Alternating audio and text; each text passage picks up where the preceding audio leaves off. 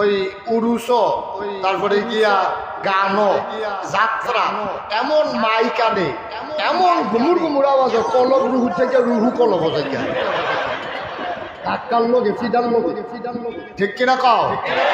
আর হন মুর মাহফিল হইলে এমন ভাই, এটা মনে হয় যেন বার হয়ে যায়, এটা করতে এটি বার করে আনে আল্লাহ ভালো জানে। তুমি বাড়ানিতে বুঝ করে নিয়ম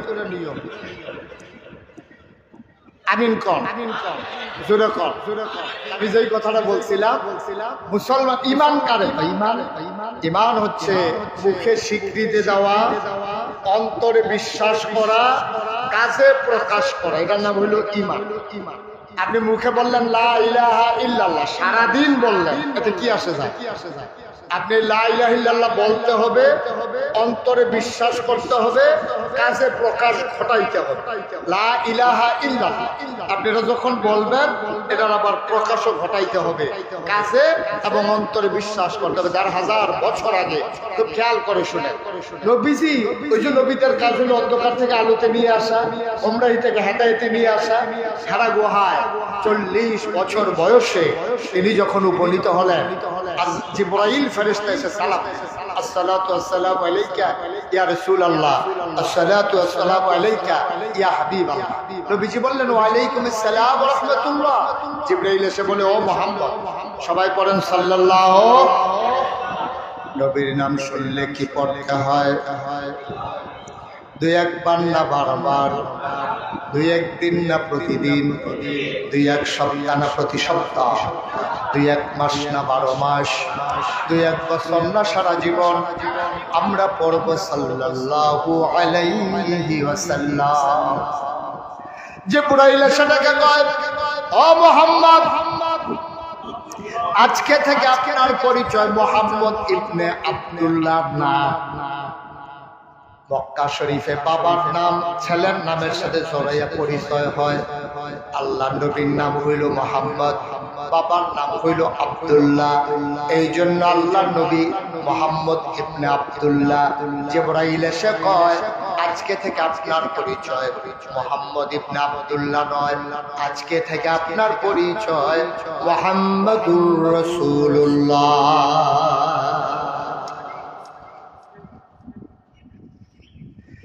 আল্লাহ নবী ভয় পেয়ে গেলেন, তিনি ভীত সন্ত্রস্ত হয়ে গেলেন। তিনি কাঁপতে কাঁপতে মা খাদিজার ঘরে এসে ঢুকলেন। আম্মা জান খাদিজা রাদিয়াল্লাহু তাআলা আনহা উনি ডাকে বললেন, ও স্বামী আমার, স্বামী আমার, আপনি কি ভয় পেয়েছেন? কেউ কি আপনাকে কিছু বলছে নাকি?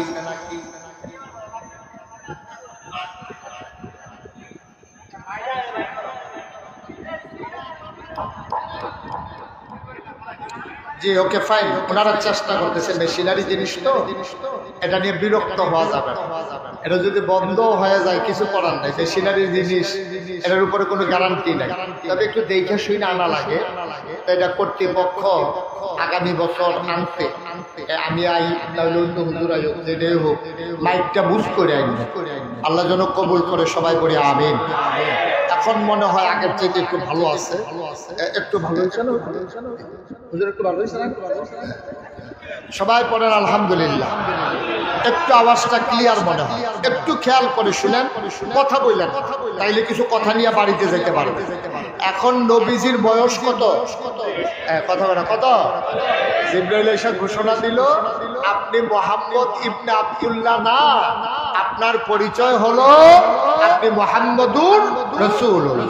তো নবীজি খুব ভয় পাইছে, খুব ভয় পাইছে। হারা গুহা, আপনারা যারা হজে গেছে তারা অনেকেই হারা গুহা দেখছে। কাবা ঘরের কেনারেই একটা পাহাড় আছে, এই পাহাড়টার চূড়ায় একটা গুহা আছে, গুহাটার নাম হলো হেরা গুহা। আমি যখন প্রথম হজে গেছি, এটা হলো 2000 সালে। হজে যাওয়ার সময়, হজে যাওয়ার পরে আবার যারা ওখানে ভক্ত মুরিদ আছে সৌদি আরবে, ওরা বলতেছে যে হুজুর, ওই যে হেরা গুহা যেখানে কোরআন শরীফ নাযিল হইছে, আপনি কি এটা দেখতে চান? আমি কই ভাই, আর আইনা নাই, এই জোয়ান মানুষ আছে, এটা বলে খুব ওসা। জি হুজুর, অনেক ওসা। আমি কইছি দাদা এদিকে কইলো, এটার দিকে চাইলে বিলে ফিসি দিয়া টুপি ফুটা জিজ্ঞাসা কই, জি হুজুর এটা অনেক ওসা, তো আপনার মাথা আলগি দিয়ে আমার লাগে টুপি ফুটা জিজ্ঞাসা। তা আমি হুজুর ওই পাহাড়ের কান্তা তামারে লইয়া গেছে, তারা পানির বোতল টোতল লইয়া গেছে। তো আমি কথা অনুযায়ী উপরের দিকে চাইছি, টুপি পরে কি তারা বাংলাদেশে উন্নাইলাম ফিসের দিকে চাইতে গেলে উপরের দিকে চাইলে টুপি পরে দিকে টুপি পরে না গিরে। পরে আমি চিন্তা করলাম টুপি পরে না খা। পরে খেয়াল করে দেখলাম ওই যে হজের সময় যে মাথা কামাইছি ছোট ছোট চুলে কামড় দিয়ে দুইটা ছেটে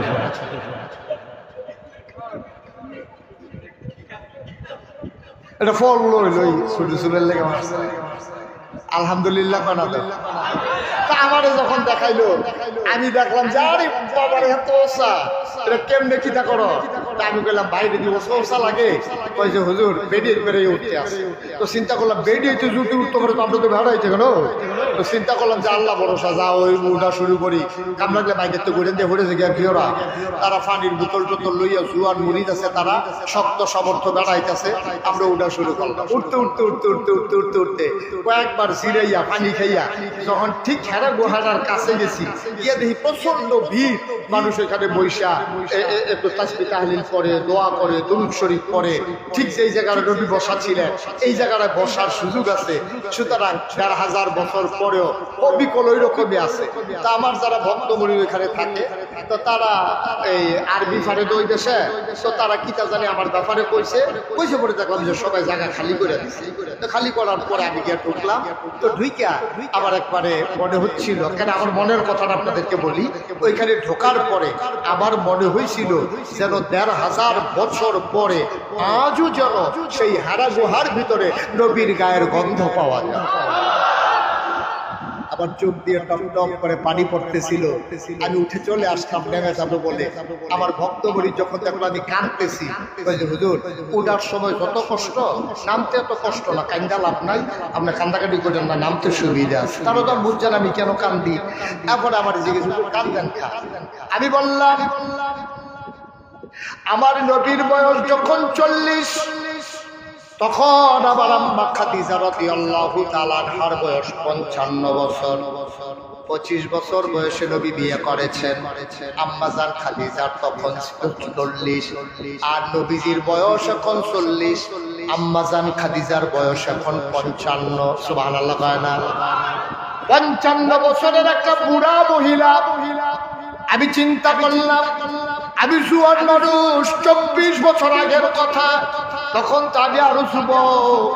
আমি কাঁদতেছিলাম আর চিন্তা করতেছিলাম ১,৫০০ বছর আগে ৫৫ বছরের বুড়া মহিলারা সকালে একবার বিকালে একবার আবার নবীর জন্য রুটি নিয়া চামড়ার ব্যাগের ভিতরে পানি নিয়া যদি ২ বার উঠতে পারে, আর আমি জীবনে একবার উঠলাম, আমার এত কষ্ট হইতেছে, আমার আম্মাজান খাদিজার না জানি আরো কষ্ট হয়েছে। অপত্তনের মানুষ, ও নোয়াগাঁওয়ের মানুষ, বিজয়নগরের মানুষ, ব্রাহ্মণবাড়িয়ার মানুষ, মন দিয়ে শোনো রে ভাই, এমনি এমনি ইসলাম আসে নাই। কত খাবের বিনিময়ে, কত রক্তের বিনিময়ে, চোখের পানির বিনিময়ে ইসলাম এসেছে। আল্লাহর নবীকে এসে জিবরাইল আলাইহিস সালাম ডেকে কয়, ও মুহাম্মদ, সবাই পড়েন সাল্লাল্লাহু আলাইহি ওয়াসাল্লাম। নবীর নাম যতবার আসবে আমরা কি পড়ব? মনে থাকবে ইনশাআল্লাহ। আবার পড়ি মুহাম্মদ মুহাম্মদ মুহাম্মদ। জিবরাইল এসে কয়, আপনি মুহাম্মদ ইবনে আব্দুল্লাহ না, আজকে থেকে আপনার পরিচয় মুহাম্মাদুর রাসূলুল্লাহ। আল্লাহর নবী মারাত্মক ভয় পেলেন। তিনি ভয়ে কাঁপতে শুরু করলেন, গায়ের ভিতরে জ্বর উঠে গেল, চোখগুলো তার লাল হয়ে গেল। তিনি কাঁপতে কাঁপতে ঘরে যখন ঢুকলেন, আম্মাজান খাদিজা রাদিয়াল্লাহু তাআলা আনহা ডাক দিয়া কয়, ও স্বামী আমার। আম্মাজান খাদিজা ও তো জানেন আমার নবী যে নবী হয়ে প্রকাশ হয়ে গেছে, গেছে স্বামী, আইছে নবী হইয়া, গেছে মুহাম্মদ ইবনে আব্দুল্লাহ, আসছে মুহাম্মাদুর রাসূলুল্লাহ। আম্মাজান খাদিজা তখন খবর পৌঁছে না। আম্মাজান খাদিজা ডাক দিয়া কয়, কেউ কি আপনারে কিছু বলছে নাকি?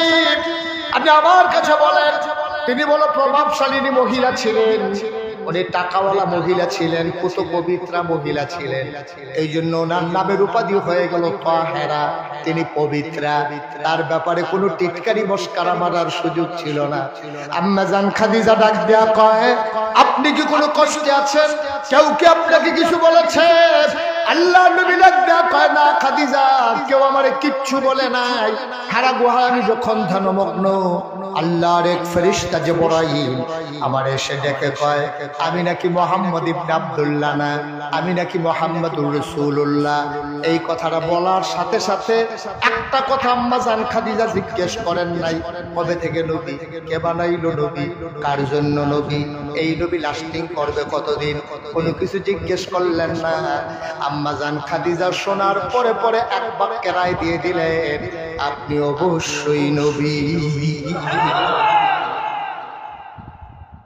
নবীজি বললেন আমি নবী, আর আম্মা জান খাদিজার সাথে সাথে স্বীকৃতি দিয়ে দিলেন আপনি অবশ্যই নবী। চারটিখানি কথা মনে করছেন? চারটিখানি কথা মনে করছেন? 15টা বছর সংসার করছে এক লগে। নবীজিরে কাছ থেকে দেখছে নাকি দেখে নাই? কাছের থেকে দেখা, এক লগে খাইয়া, এক লগে ঘুমাইয়া, এক লগে চল্লা ফিরা, বুঝা শুননা, কোনো আগে নির্বাচনের আগে ঠেহা খাইয়া না, বিস্কুট চা খাইয়া না, নবীজির খুশি মনে আম্মা জান খাদিজা রায় দিছে আপনি অবশ্যই নবী। সুবহানাল্লাহ বলবেন না? আপনারা যেমন তেমন কথা মনে করেন না। আপনার কাছে মনে হইতেছে এটা তো কোনো কথায় না, তখন একটা কথা কইলে বুঝবেন এটা কথাটা কি কথা। আজকে এখানে মাহফিলে যারা আছে, মাহফিল শেষে আপনি বাইক গিয়ে আপনার ওয়াইফ রে কইলেন ওলি ওলি, নিজের বউরে গিয়া কইলেন। আপনারা যারা এখানে আছেন মুরব্বী, যারা বিয়া করছেন আর কি, আপনারা বাইক দিয়ে আসেন বউরে কইলেন ওলি ওলি, খালি এইটা কইয়া ভিডিও দেখবে, এমন খুশি মনে মান্না নিব ওলি, ভিডিওর গন্ধে লগে দিয়ে আর রঞ্জন ওলি, ঠিক নি রে? ভিডিওর গন্ধে লগে দিয়ে আর রঞ্জন কথায় কথায় ঘুমুর করে দিচ্ছে না, ওলি আসেনি। আমরা রেখেছ আপনার ওয়াইফ আপনার ওলি মানে না, আপনি বুজুর্গি বাদ দেহা ভিতর বাড়ির খবর আনিয়ে না বুঝবেন আপনি কতটা বুজুর্গ হইয়া বইয়া রয়েছে, ঠিক কিনা কর? বাইরে দিয়ে না ফিটফাট, ভিতরে দিয়া সদর গাছ। আপনার ওয়াইফ আপনার অলি দূরের কথা, আপনার মানুষ মনে করিনি আপনার খাইছতে, ঠিক কিনা কর? আপনি আর নবী জিয়া কইছে আমি নবী, আম্মা জান খাদিজার লগে লগে কয় নবী, এটা যেমন তেমন কথা মনে করেন না। আপনি তো আপনার বড় ওলি দিয়ে খাওয়াইতেন পারেন না, ঠিক কিনা কর? কারণ হইল আপনার যে স্বভাব, আপনার যে চরিত্র, আপনার যে কথাবার্তা, আপনার যে আচার আচরণ, আপনার ভিতরে অলির লক্ষণ নাই। এটা দুনিয়ার কেউ জানুক আর না জানুক, এটা জানে আপনার ওয়াইফে, ঠিক কিনা কর? আপনি হুতনের সময় কেমনে হুতেন এবিডিয়ে না জানে, তরকারির নুন না হইলে আপনি যে গুমুর করে খিচালান এবিডিয়ে না জানে। বুড়া বয়সে গুমুর করে কিল দিয়া বুড়ে কিনে ধরাই দিচ্ছে। খাদাস কারে কয় চিন্তা করে, চিন্তা করে। হ্যাঁ, বউয়ের গাওয়া আতুডা একটু চিন্তা করেন, এটা আপনার জীবন সঙ্গিনী। হুন্না লেবাসুল্লাকুম ওয়া আনতুম লেবাসুল্লাহুন্না। এই মহিলা আপনার গায়ের পোশাকের মতো, এটা কোরআন শরীফের আয়াত। আল্লাহ কইছে ও যত বেড়াইতেছ তোমরা হইলো বেড়িয়েতের গায়ের পোশাকের মতো, আর যত বেড়িয়েতেছ সব হইলো বেড়াইতের গায়ের পোশাকের মতো। মুফাসসিরিনে কেরামের ব্যাখ্যায় কয় আল্লাহ এতটাল থাকতে গায়ের পোশাকের মতো আল্লাহ তুলনা দিল গেলে কয় গায়ের পোশাক যেমন শৈল লাইকা থাকে, গায়ের পোশাকে যেমন ইজ্জত বাড়ায়, গায়ের পোশাক যেমন শরম ঢাইকা রাখে, ঠিক স্বামী স্ত্রী একজন আরেকজনের ইজ্জত বাড়াবে, লজ্জা ঢাইকা রাখবে, সম্মান বাড়াবে, ঠিক কিনা বলো? কি সুন্দর করে আল্লাহ উদাহরণ দিছে দেখছে। পাঞ্জাবি হইলো তো কিছু ডিলডা, শীত ভিতরের গেঞ্জি তো সিফা দিয়া ধরে না গেল। এটার নাম হলো গায়ের পোশাক, যেটা উতপ্রুতভাবে আপনার সাথে জড়িত। সুতরাং আপনার স্ত্রী আপনার জীবন সঙ্গিনী, আল্লাহ কয় গায়ের পোশাকের মতো। সুতরাং পরস্পর পরস্পরের জন্য সহায়ক। বিশ্ব চরাচরে যা কিছু চির কল্যাণকর, অর্ধেক তার করিয়াছে নারী, অর্ধেক তার ঘর। এই পৃথিবীটা এমনি এমনি সাজে নাই, আপনার গৃহস্থিটা এমনি এমনি টিকা রয়েছে না। আপনি ধান ধুইছেন, ধান লাগাইছেন, ধান কাটছেন, ধান লইয়া দিছেন, এরপর হিজানের থেকে চাউল কইরা ভাত রান্ধন পর্যন্ত হেবি দিয়ে, ঠিক কিনা কম? তাহলে দান খাওয়ার লইল বেড়াইতে দান দান খাইলে ওই ঠিক কিনা কর। সুতরাং পুরুষের যেমন অবদান আছে নারীর অবদান আছে। আপনার নারী আপনার স্ত্রী যদি সাক্ষী দেয় আপনি ভালো মানুষ, আসলেও আপনি ভালো মানুষ, সুবহানাল্লাহ বলবেন না? কারণ আপনার সম্পর্কে আপনার স্ত্রী যত জানে অন্য কোনো মানুষ এত জানে না। নাগেশের হিসাব 1 ঘন্টা 2 ঘন্টার লাগিয়া ফটো নাইছে, নোয়াগাঁও হয়েছে, দেখতে কি সুন্দর, সাদা পাঞ্জাবি, মাথার মধ্যে টুপি, কথাটিও সুন্দর। 15-20 দিন থাকলে না টেহা হলার দিলে বুঝবেন কিরকম সুন্দর।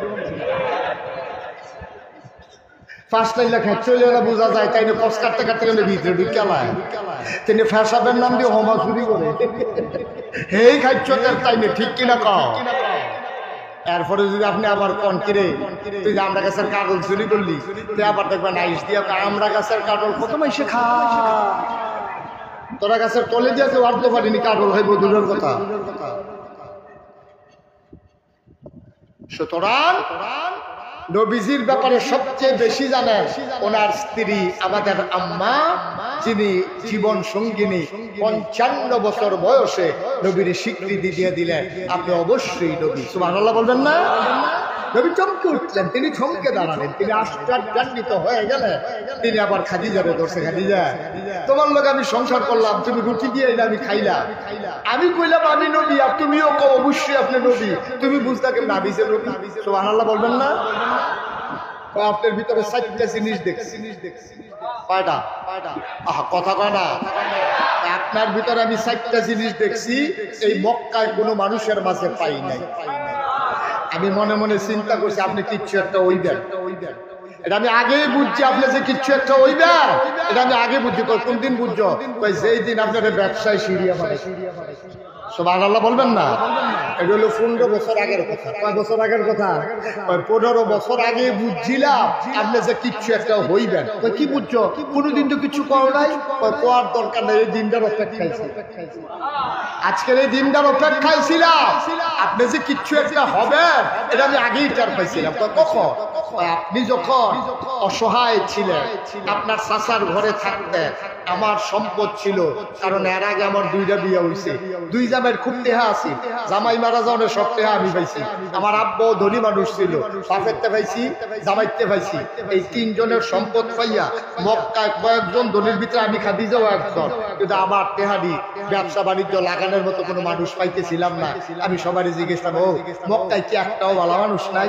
সবাই একজনের নাম কইছে, মুহাম্মাদুর সাল্লাল্লাহু, আপনার নামটা সবাই কইছে, মনে নাই? আপনার আমি আনছিলাম, চুক্তি হয়েছিল আপনার লগে, দেহা আমার, আপনার শ্রম আপনার, মেহনত করবেন আপনি, খুঁজি দাম আমি, ব্যবসায় যা লাভ হবো সমান। সুবহানাল্লাহ বলবেন না? তাই যাওয়ার সময় আপনি যে ভদ্র মানুষ, কুরাইশ বংশ, বনু হাশিম পুত্র, আপনি খুব লাজুক স্বভাবের, আপনি কখনো মানুষকে টিটকারি মারেন না, মস্কারা করেন না, কারো দিকে চোখ তুলে তাকান না, আপনি খুব ভদ্র মানুষ। এটা আমার খুব পছন্দ হয়েছিল। তখন আমি চিন্তা করলাম আমার ব্যবসায় উনি যাবে, ওনার খেদমতের জন্য একটা লোক দরকার। আমার একটা কেনা গোলাম ছিল, আমি গোলামটা আপনার লোকে দিচ্ছিলাম যে আপনার খেদমত করার জন্য, যে ব্যবসা করে আইসে পরে তার জিগাইলাম মানুষটা কিরকম, সুবহানাল্লাহ বলতেন না? ব্যবসা করে আসার পরে তার আমি জিজ্ঞেসলাম মানুষটা কিরকম, মানুষটা কিরকম কইতাম পারতাম না, তবে আমরা সবাই মিল্লা কাজ ভাগ করে নিতাম। সফর অবস্থায় সবাই মিল্লা সিরিয়া গেছি তো, যাওয়ানোর সময় সবাই মিল্লা ভাগ করছি, কেউ রান্ধন, কেউ লাকড়ি আনন, লাকড়ি ভারণ, কেউ রান্না বান্না করন, কাঁচা মরিচের ঢেউটা ভাঙ্গা দেওয়ান, সেই চুল্লা দেওয়ান, এরকম নানান কাজ আমরা ভাগ করে নিছি। এই নবী মুহাম্মদ তখন তো নবুয়ত প্রকাশ পায় নাই, আপনার যে ব্যবসায়িক পার্টনার, এই মুহাম্মদের দায়িত্ব ছিল রান্না বান্না করা শেষ হইলে বাইরা বাইরা শাহিদারি করে খাওয়ার। আমরা এই দীর্ঘদিন সফরে ছিলাম, প্রত্যেক দিন উনি আমাদেরকে খাওয়াইছে। খোদার কসম আমরা খেয়াল করে দেখেছি সবাই খাওয়ার আগে তিনি লবণ সাওয়ার নামেও একটা গোশতের টুকরা মুখে দেয় নাই। সবাই খাইয়া সারলে, থাকলে উনি খাইছে, না থাকলে নাই, এরকম মানুষকে আর কি দেখলাম? আরো দেখছি উনি দেখতাম আমরা রোদের ভিতরে বার হইতাম চাই না, উনি দেখতাম দপ্ত ভাইয়া রোদের ভিতরে আটতে আছে, আমরা কইতাম কি তারে রোদে দিয়ে মাথা ফাইটা যে অবস্থা, উনি এমনি দৌড়াই কেমনে ছাতি ছাড়া। আমরা খেয়াল করে দেখতাম উনি যখন রোজের মাছ দিয়া হাঁটে, আমরা দেখতাম ওনার মাথার উপর একটা ছায়া, উপরের দিকে তাকাইয়া দেখতাম একটা মেঘের টুকরা ওনার মাথার উপরে ছায়া দিয়া দিয়া উনি যেদিকে যায় টুকরো ওই দিকে যায়। আমরা আরো দেখছি। কি দেখছো? উনি যখন জঙ্গলের কাছে দিয়া যায়, এই জঙ্গলের গাছটি ওনার দিকে ভিক্ষা করতো, এইটাও আমরা দেখছি। সুবহানাল্লাহ বলেন না? তখন আমরা চিন্তা করতাম বাতাসে বুঝে ঝুঁকতে আছে, এই বাতাসটাই গাছ ঝুলে বসে ওনার দিকে। আরো দেখছি উনি ফাত্তরের উপরে দিয়ে হাইটা যায়, ফাত্তর দেওয়ার সমন্বয় উনি দেখলাম ফাত্তরের উপরে দিয়ে আটকাছে গিয়া, আমরা গিয়ে ওমাগো কইয়াছিলেন দিয়ে দুঃখ পাই, আর এবার গিয়ে আটকাছে গিয়া। চিন্তা করলাম কি রে ফাত্তরের উপরে দিয়ে না আটে কেমনে? পরে ওনার পিছন থেকে ফাত্তর লইয়া দেখি ওনার সম্মানে ওই শক্ত পাথর তুলার মতো নরম হয়ে গেছে। মুহাম্মদ স্বামী আমার, সেই দিন আমি বুঝেছিলাম আপনি কিচ্ছু একটা হবেন, অপেক্ষায় ছিলাম কখন হবেন। তখন চিন্তা করলাম আপনাকে তো একজন বিয়ে করে ফেলবে, আপনি যদি অন্যের ঘরে থাকেন আমি তো সুযোগটা কাজে লাগাইতে পারবো না, বিয়ে বসার আমার তো দরকার ছিল না। এর আগে আমার 2 বার বিয়ে হয়েছে, বিয়ে কারে কয় আমি বুঝছি, কিন্তু আপনি যে একটা কিচ্ছু হবেন ওই দিন যেন আমি আপনার পাশে থাকতে পারি, এই নিয়তে আমি বিবাহের প্রস্তাব পাঠাইয়া আপনাকে আমার ঘরে নিয়ে এসেছিলাম। এই দিনটার জন্য আমি অপেক্ষায় ছিলাম, আজকের এই দিনটার জন্য। আপনি সর্বকৃত অর্থে আপনি নবী। এবার আল্লাহর নবী ডাক দেয়া কয়, খাদিজা এটাই কি তোমার ফাইনাল ডিসিশন? এটাই আমার ফাইনাল ডিসিশন। ও নবী আবার আপনার হাতটা বাড়াই দেন। নবীজি হাতটা বাড়াই দিলেন, আম্মা জান খাদিজা হাতের ভিতরে চুমু খাইলেন, চোখের পানি ছেড়ে দিয়ে কয়, আপনি যদি নবী হন আমি খাদিজা আপনার 1 নাম্বার উম্মত। আবার নবীজি বললেন, তুমি কি দেখা বুঝছো আমি যে নবী? 4টা কথা মনে আছে নাকি? কয়টা কথা কয় না? কয়টা? আপনার ভিতরে আমি 4টা জিনিস দেখছি 15 বছর। 1 বছর এটা কম দেখি নাই, সব সময় দেখছি এটা আরো বাড়ছে। কি কি দেখছো? 1 নম্বরে দেখছি আপনি কখনো আমানতের খেয়ানত করেন না। আরো আস্তে কোন সুবহানাল্লাহ, হুজুরে আরো জুড়ে করবেন, আপনি কি আরো আসতে কর মরহুম, আরে জুড়ে কর, আরো জুড়ে। কয়টা জিনিস দেখছে? কথা মানে কয়টা? 1 নম্বরে আপনি কখনো আমানতের খেয়ানত করেন না। সুবহানাল্লাহ বলেন না? এটা কি যেমন তেমন কথা? বাংলাদেশে আমানতের খেয়ানত হয় নাকি হয় না? একেবারে তৃণমূল পর্যায় থেকে, অজপাড়াগা থেকে, লগের ঘরের বেড়ার লগে, এখান থেকে আরম্ভ কইরা রাষ্ট্রের সর্বোচ্চ পর্যায় পর্যন্ত আমার দেশে আমানতের খেয়ানত হয়। ঠিক কিনা বলো? যেই দেশে 92% জন লোক মুসলমান, এই দেশে ক্ষমতার মসনদে যখন তারা আরোহণ করে, মানুষের ইজ্জত আবরু তাদের কাছে যখন আমানত, এই ইজ্জত আবরু আমানতকে নষ্ট করে এই বাংলাদেশে ওই দপ্ত রাজপথ, কেন রাজপথ ছাত্র জনতার রক্তে রঞ্জিত হয়েছে। একটাই যেমন আমানতের খেয়ানত আর নাই। ঠিক কিনা বলো?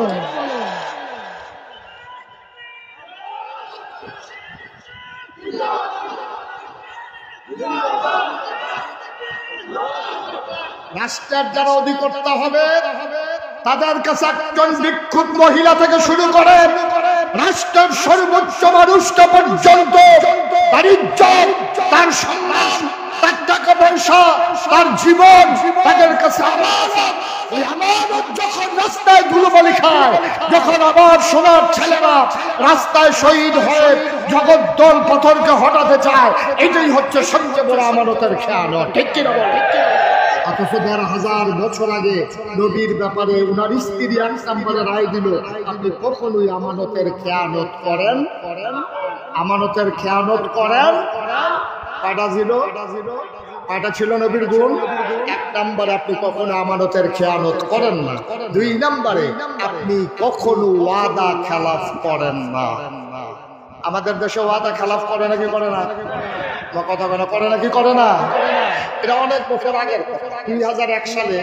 তখন আমার ওয়াজ এত চতুর্দিকে গেছে না, এই উড়ানো খেরমুইডার সিফাত কলামুইডার সিফাত যেখানে ডাক দিয়ে গিয়ে ওয়াজ করে কোনো চাইতে গিয়ে বাইতে থাকে এরকম ওয়াজ আর কি। ওখানে না একটু মানুষা হয় লোকজন আইয়ে, তো তখন আমি ওয়াজও যাইতাম। তো এক জায়গার ভিতরে আমার তখন 2001 সালের 1 সালে আগের দিন আমার মাহফিল ছিল। নির্বাচনের কয়েকদিন পরে 1 অক্টোবর তখন নির্বাচন হয়েছিল 2001 সালে। তখন আমি নির্বাচনের পরে মাহফিল শেষ করে আমি এসব ঘরে ঘুমাই রয়েছি। তখন আমার স্বাস্থ্য ভাই আমার কইতেছে ভাই উঠেন। আমি কি মুরাদনগর তো ওয়াজ আইছে। কই থেকে ওয়াজ আইছে? আরে কথা করা লোকে ঘুমাই গেছে নাকি আপনারা? মুরাদনগর নাম শুনেন নাকি আপনারা? এটা মালয়েশিয়া না, এটা দক্ষিণ আফ্রিকার ভিতরে পড়ছে। এটা যেমনি সাইয়া রয়েছেন মুরাদনগর কইতামও পারতাম না আমরা। করতে আইছে সবাই কথা বলতে হবে। কোথেকে মাহফিল আইছে? আমার যখন বুলেট ডাক দিছে ভাই মুরাদনগরতে মাহফিল আইছে, আমি লাভ দিয়ে উঠছি বেড়া। বাড়ির গাঁও তো মাহফিল ভাই না, মুরাদনগরতে মাহফিলে পরে হুশ আছে না। তখন তো মাহফিলটা আমি বিচারি, ওখানে না মাহফিলে আমারও বিচারে গেল। তখন তো মাহফিল আমি বিচারি, তখন দৌড়াইয়া গেলাম পরে তারা দাওয়াত দিল। তো দাওয়াত দেওয়ার পরে ভাই আমি যে গেলাম ভাই আপনার যে নির্বাচন যে এটা কিরকম হয়েছে এটা আর শিখাই আমি করে জিগাইলেছি যখন ফিরেইতাম না কই আলার কেমন হয়েছে।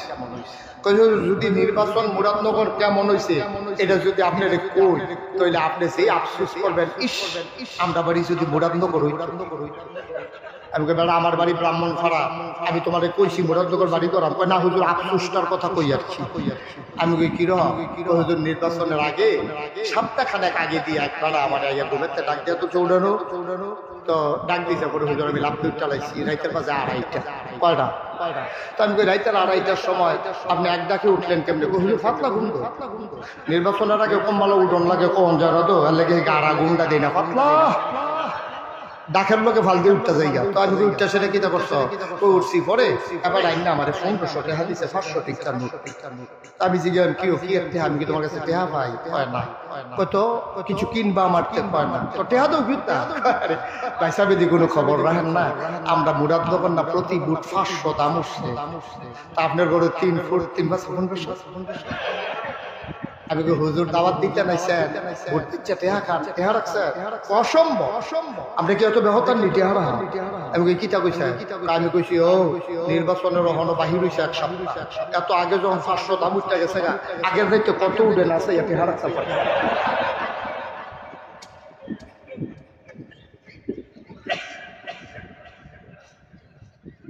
বাংলাদেশ আমার সোনার বাংলা, আমি তোমায় ভালোবাসি। বাংলাদেশ রে আহারে বাংলাদেশ এই হুজুরে বইলা তারেও বোয়া আমিন ক যেটা বলো আমিন। মুসলমান আইয়া সেইটা আমি বললাম আর কিতা কইছে? আইয়া সেইটা আমার যেই দূরে মুখ দিছে কয় কিতা কইছে? এমপি বানানো প্রত্যেককারী যে এমপি বানানো আমার ভোট দিলে হয়তো ভোট দিলে আপনি কি তৈরি ভোট দিলে একবারে ঘরের দরজা সুদ্ধা ফিস করে দিব কালা করে তো মনে মনে চিন্তা করলাম মানুষে কয় রাস্তা করে দিব, মানুষে কয় স্কুল পর্যন্ত করে দিব, মসজিদ পর্যন্ত করে দিব। এবারে দিকে দরজা বেড়ে এগুলো কালা করে কি চালাইলাম এবার আল্লাহ যা করে দিলাম। ভোট করছে পাঁচ গেছে 6 মাস পরে গিয়েছি গেলাম ভাই আপনি না কইতেন আমরা ঘরের দরজা কিতা বিলে ডালের না দিক কবে কইতাম নির্বাচনের আগে। আরে মিয়া পাগল হইছে, নির্বাচনের আগে আমরা কত কথা কই এটি সবই করে বইয়া বেশি গিফট নেই। আরে মুসলমান রে মরার চিন্তা আমরা ভুলে গেছি, ঠিক কিনা বলো?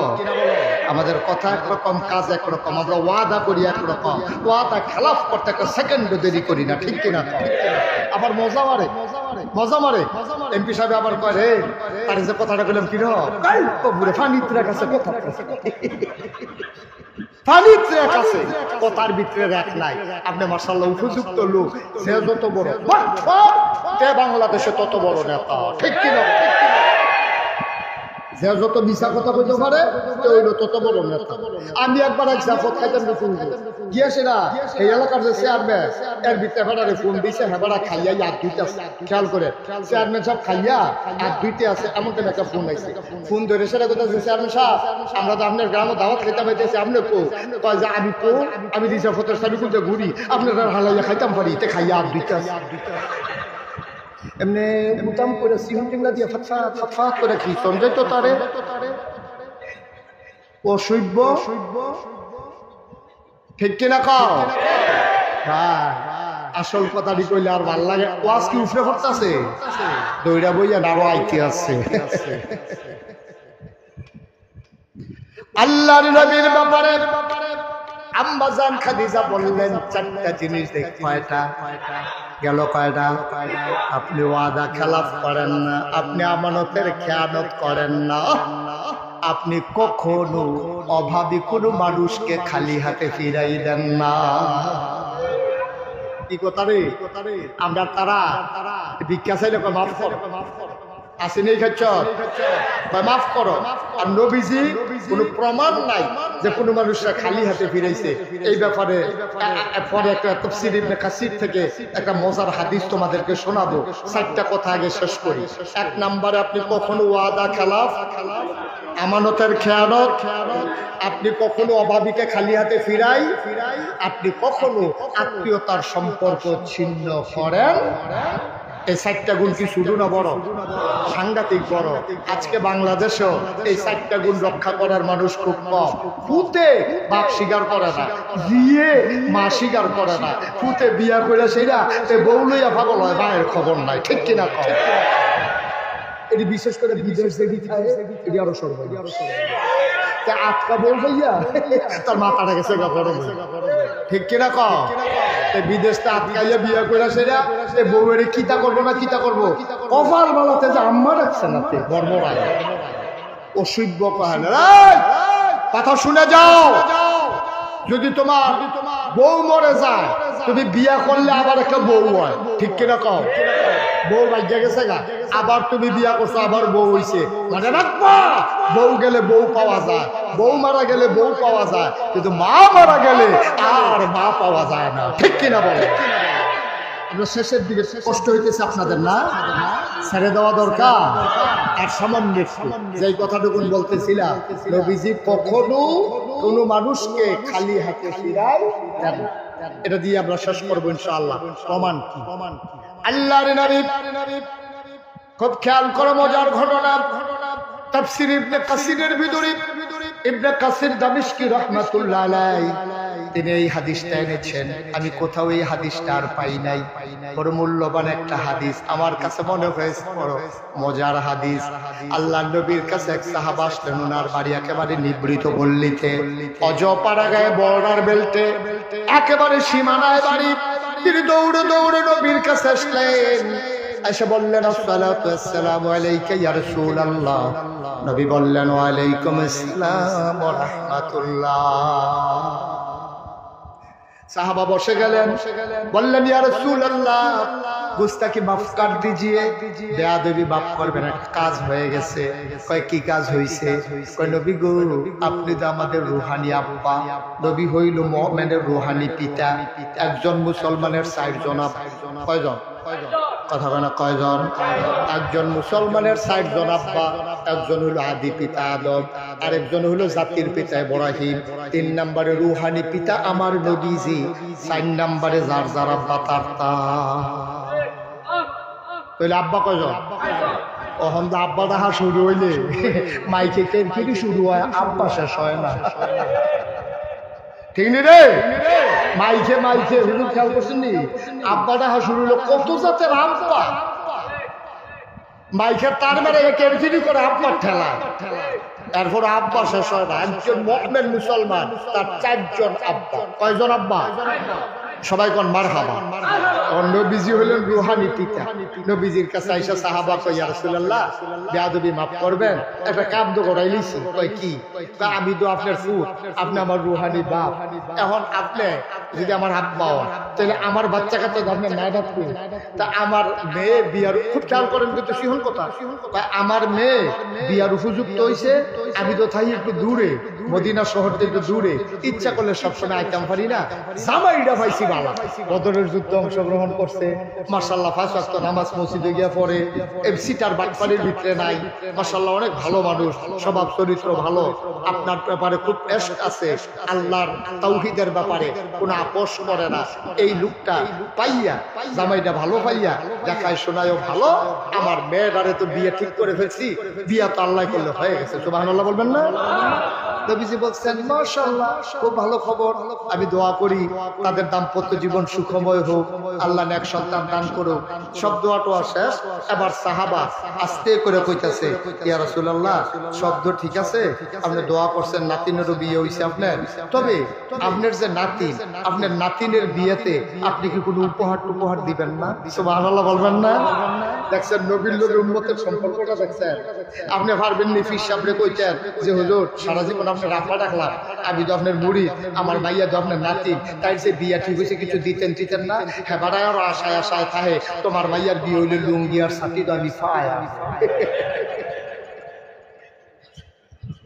আহারে বাংলাদেশ, নবীর চরিত্র কিরকম আর আমরার চরিত্র কিরকম? আমরা খালি নেওন শিখছি, নেওন খালি আত্রায় রং করে।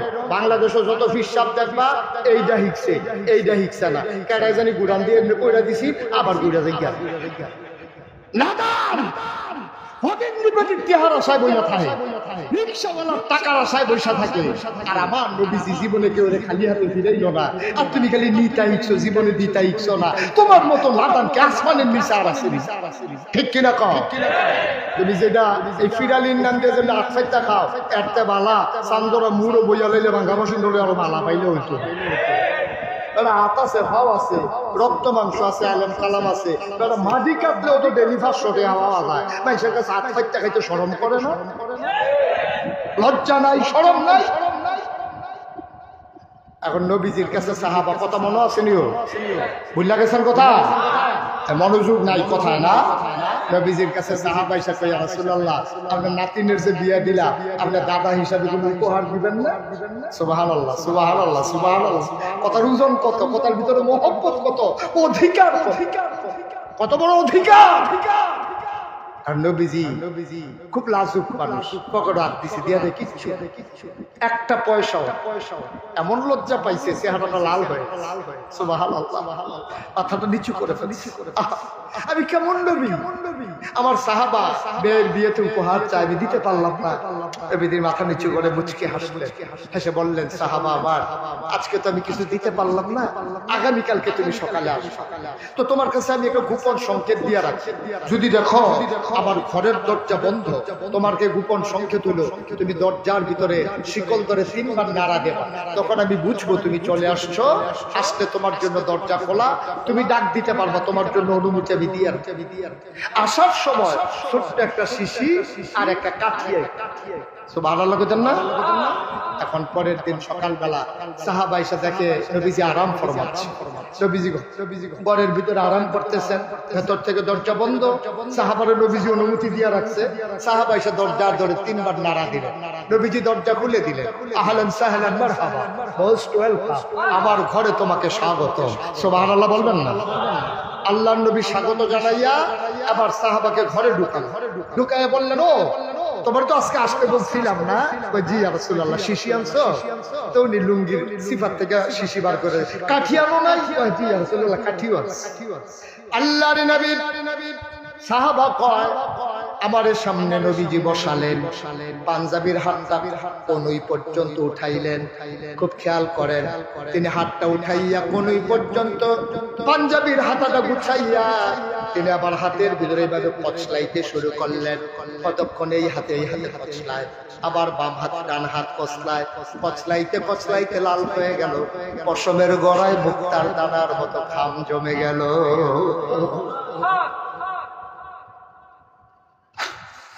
আল্লাহর নবী ডাক দিয়া কয়, ও সাহাবা শিশি আনছো নাকি? ইয়া রাসূলুল্লাহ তো শিশি। আল্লাহর নবী হাতটা এমন করে বাঁকা করলেন, ওই পশমের গোড়ায় গোড়ায় মাখাম টপ টপ টপ টপ করে জমে জমে এই কনুর কাছে এসে দিয়া পড়তেছে। আল্লাহর নবী বললেন, তাড়াতাড়ি করো, শিশিটা আমার কনুর কাছে ধরো। এবার শিশি দেখে টপ টপ করে শিশির ভিতরে ঘাম পড়ে, অর্ধেকটা শিশি ভরে গেল। নবী আবার এই হাত পাকা করলেন, বললেন শিশিটা আবার এই হাতে ধরো। এই হাতের কনুর কাছে ধরা হলো, বাকি ঘাম দিয়ে শিশিটা একবারে ভরে গেল।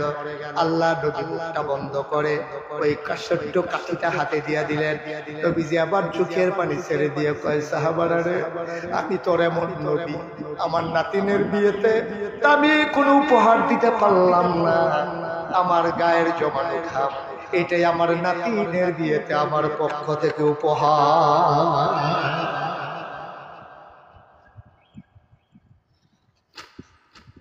সাহাবা কম করে ধরলেন, চোখের পানি ছেড়ে দিলেন, ডাক দিয়া কই, ইয়া রাসূলুল্লাহ, ইয়া হাবিবাল্লাহ, আপনি যা দিয়েছেন তার কোনো তুলনা হয় না, আমি বড় খুশি হয়েছি।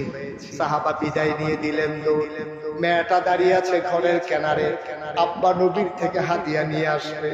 বাবা বলে গেছে, ও মেয়ে আমার, নবীজি তোরে হাদিয়া দেবে বলেছে, অপেক্ষা কর, আমি আসতেছি।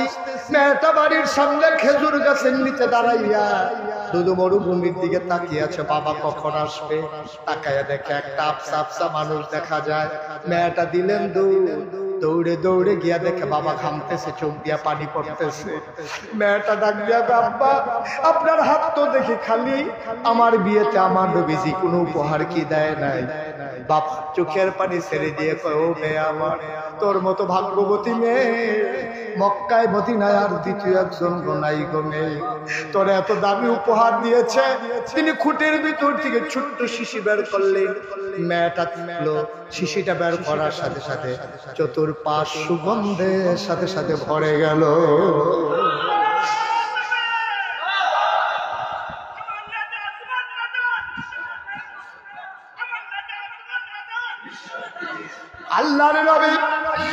আল্লাহর নবী ওই হাতের ভিতরে শিশি দিলেন।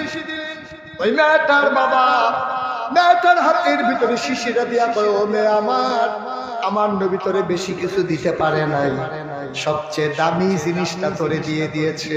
ওনার পাসিনা মুবারক নিজের হাতে বের করে তোরে শিশির ভিতরে দিয়ে দিয়েছে। এই নাও তোমার উপহার। মেয়েটা খপ করে ধরলেন, চোখে লাগালেন, মুখে লাগালেন, বুকের সাথে জড়িয়ে ধরলেন। মেয়েটা দিলেন তো এক ফোঁটা ঘাম পাসিনা মুবারক বের করে হাতের তালুতে নিয়ে মেয়েটা মাথায়, চোখে, বুকে বুকে সব জায়গায় লাগালেন। এই মেয়েটা আদর যত্ন করে কাপড় পেঁচাইয়া ওই আতরের শিশিটা রেখে দিতেন। যখন ঈদ আসতো, যখন বিয়ে হতো, মেয়েটা এক ফোঁটা নবীর পাসিনা মুবারক আতর হিসাবে ব্যবহার করতেন। ঈদের দিন সকালবেলা মেয়েটা যখন আতর দিতেন, পুরো মদিনায় ওই নবীর আতরের গন্ধ ছড়িয়ে পড়ত। মানুষগুলো পাগলের মতো দৌড়াইতো। এই সুগন্ধ কোত্থেকে আসে, কোত্থেকে আসে? মানুষগুলা পাগলের মতো দৌড়াইতো। দৌড়াইতে দৌড়াইতে খেয়াল করতে এই জায়গা থেকে তো আসে। বাড়িটার চতুর্পাশ দিয়া লোক দাঁড়াই যাইতো, সবাই ডাকাডাকি করতো, বাড়ির মালিক বের হও। পুরা মানুষটা বের হইতো, বলতো যে কেন তোমরা ভিড় করতেছ? এই সুগন্ধ তুমি পাইছো কই? এত দামি পারফিউম তুমি কোত্থেকে কিনেছো? তুমি তো ধনী মানুষ না।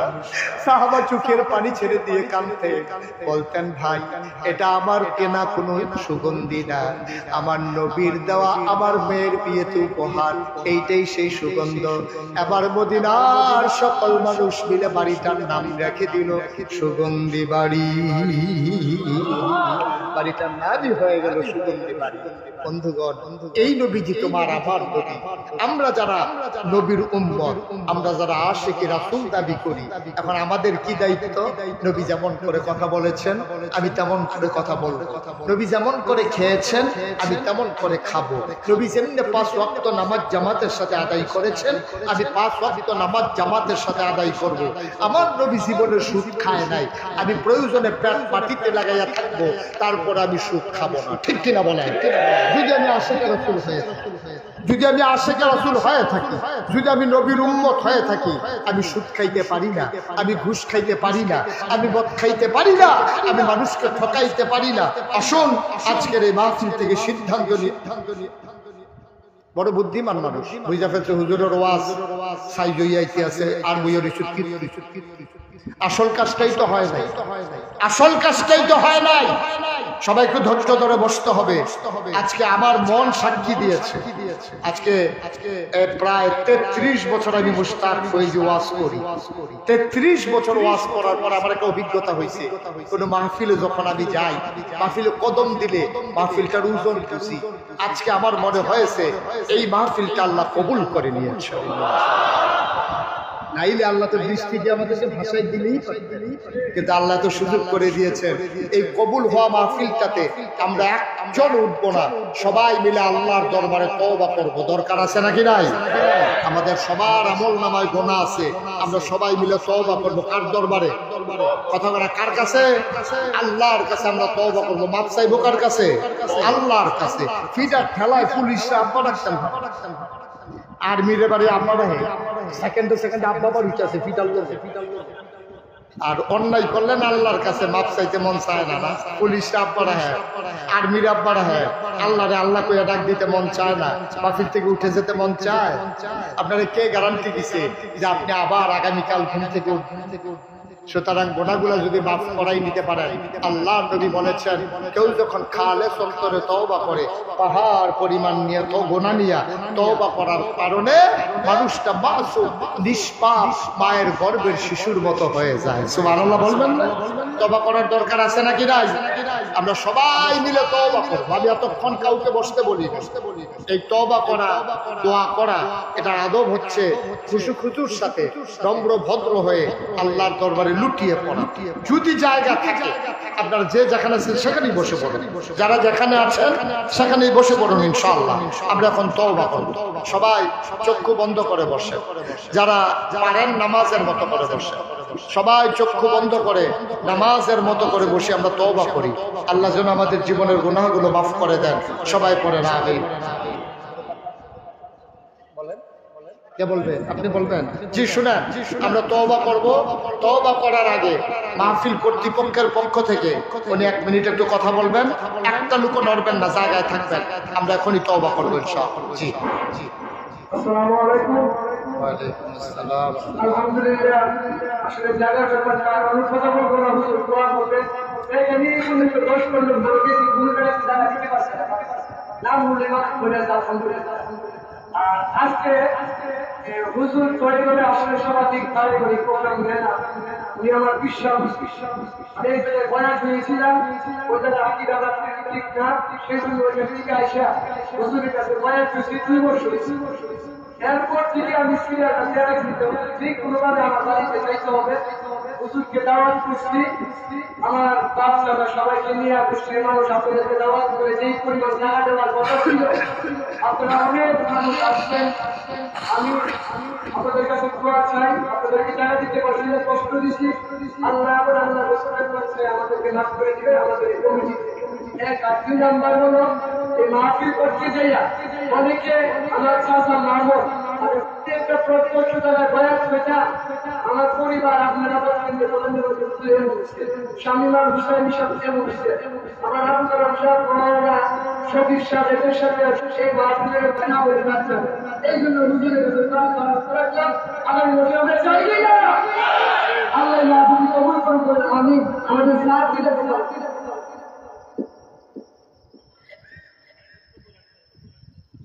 আলহামদুলিল্লাহ, সম্মানিত উপস্থিতি, আসসালামু আলাইকুম ওয়া রাহমাতুল্লাহ। আল্লাহর অশেষ দয়া, আল্লাহ রাব্বুল আলামিন বাংলাদেশের এই সময়ে